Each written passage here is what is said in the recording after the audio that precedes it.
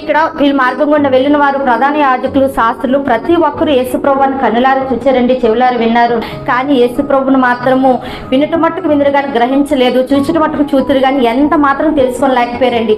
అలాంటి స్థితిలోనే మనము ఉన్నామేమో ఒకసారి మనం గ్రహించగలిగితే, ప్రేలాడు వేయబడిన ఆ నేరస్తులో ఒకడు ఆయన దూషించు, నువ్వు క్రీస్తు కదా, నువ్వు రక్షించుకో, మమ్మను కూడా రక్షించు అంటున్నాడండి.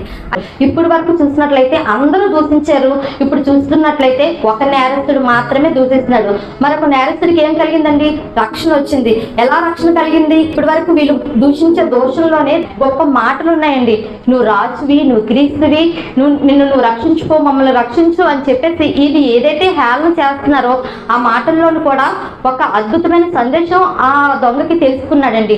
అంత మాత్రమే కాకుండా మొదట పలికినటువంటి యేసుప్రభు వారి మాట, తండ్రి వీరేం చేస్తున్నారు, వీరెరుగురు కనుక వీరిని క్షమించు అనే పదం కూడా ఆ నేరస్తునికి హృదయాన్ని మార్చిందండి.